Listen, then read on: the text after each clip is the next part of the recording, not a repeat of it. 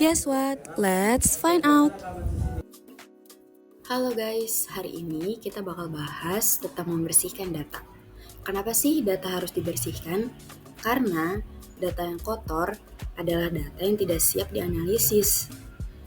Tidak siap dianalisis karena mengandung beberapa unsur, yaitu missing value atau data kosong, outlier, nilai ekstrim, duplikasi data, format yang tidak konsisten, salah penulisan atau typo, dan juga nilai salah atau negatif.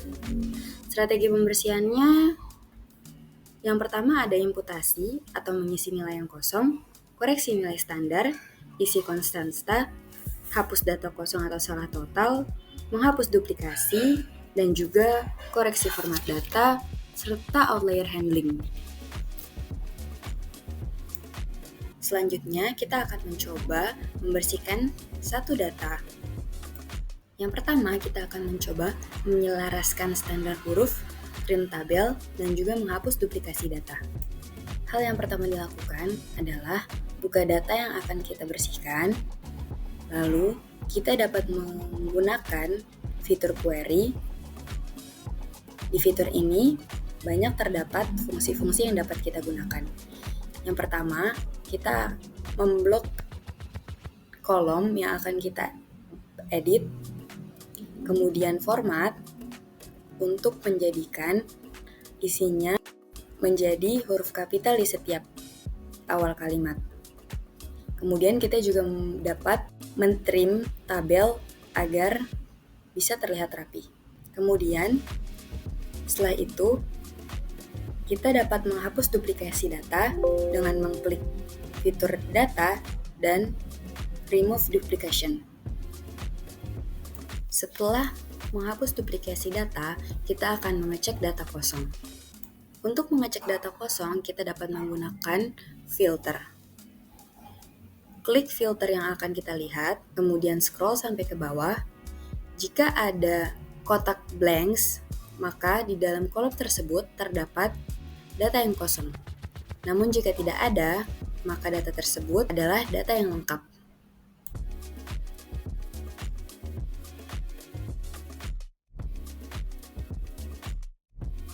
Setelah melihat atau mengecek data kosong, ditemukan data kosong pada kolom nama. Untuk membersihkan data kosong tersebut, maka harus kita ketahui berapa jumlah data yang kosong.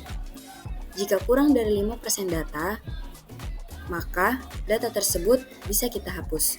Namun, jika kita bisa menulisnya secara manual, maka hal tersebut juga diperbolehkan. Karena nama yang kosong hanya sedikit, jadi di sini saya akan menuliskan secara manual nama-nama yang kosong tersebut dengan melihat emailnya.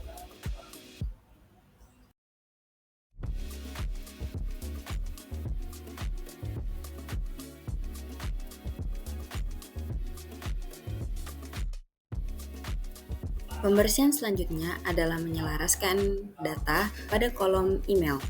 Pada kolom email dapat dilihat bahwa terdapat data yang tidak selaras, yaitu penulisan app dengan lambang atau simbol, bukan dengan huruf. Cara yang bisa kita lakukan adalah memblok semua kolom email, kemudian go to replace. Kita akan mereplace huruf at atau app menggunakan simbol.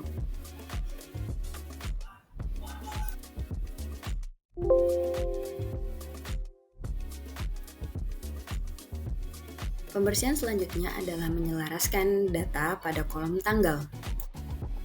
Untuk menyelaraskan data pada kolom tanggal dari yang berupa berantakan hingga menjadi satu format, yaitu hari, bulan, dan tahun, kita dapat menggunakan query dan membuat custom column dan memasukkan rumus atau fungsi yang dapat dilihat pada layar. Selanjutnya, kita dapat mengklik OK dan kemudian data tersebut akan selaras.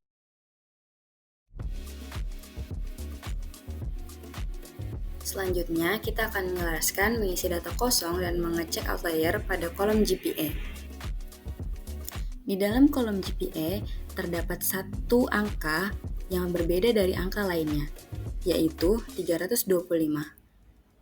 IPK atau GPA tidak memungkinkan untuk sampai ke angka tersebut, sehingga data tersebut bisa dibilang salah.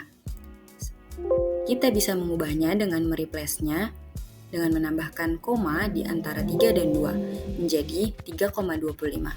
Setelah itu, kita akan mencoba untuk mengisi data blanks yang terdapat pada kolom GPA dengan menghitung average atau rata-rata dari nilai yang sudah ada. Didapatkan nilai rata-rata adalah 3,12.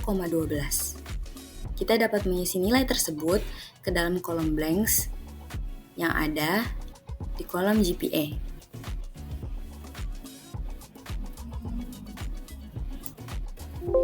Setelah data terisi full, kita dapat mengecek apakah dari data tersebut terdapat outlier atau pencilan atau data ekstrim.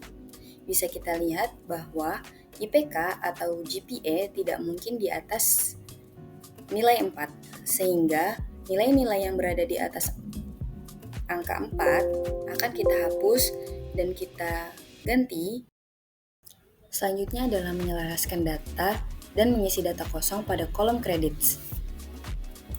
Di dalam kolom credits terdapat angka yang ditulis dengan huruf yaitu 100. Kita akan mengubahnya menjadi karakter angka dengan menggunakan replace. Selanjutnya, untuk mengisi data kosong, kita dapat menghitung modus dari data yang sudah ada. Kemudian mengganti data kosong tersebut dengan hasil modus yang kita dapatkan. Di sini, modus dari data credits adalah 100, sehingga kita menggantinya dengan angka 100. Selanjutnya, kita akan menyelaraskan dan membuat kategori untuk kolom grade. Bisa kita lihat bahwa kolom grade berisi kategori berupa huruf yang kita tidak mengetahui dari mana huruf itu berasal. Di sini, kita bisa menggunakan kategori tersendiri untuk menggantinya. Namun, hal itu sebenarnya tidak diperbolehkan atau masuk ke dalam manipulasi data. Dalam kondisi ini, sebenarnya kita dapat menanyakan kepada pemilik data dari mana grade ini berasal. Di sini, kita hanya mempelajarinya sehingga kita bisa menggunakan grade tersendiri. Untuk itu, kita dapat membuat kategori dengan nilai yang sesuai dengan GPA. Dengan menggunakan rumus if, kita bisa langsung menyelaraskan grade dan juga GPA. Nah, sudah tahu kan bagaimana cara membersihkan data? Mengetahui apa yang salah, bagaimana cara memperbaikinya?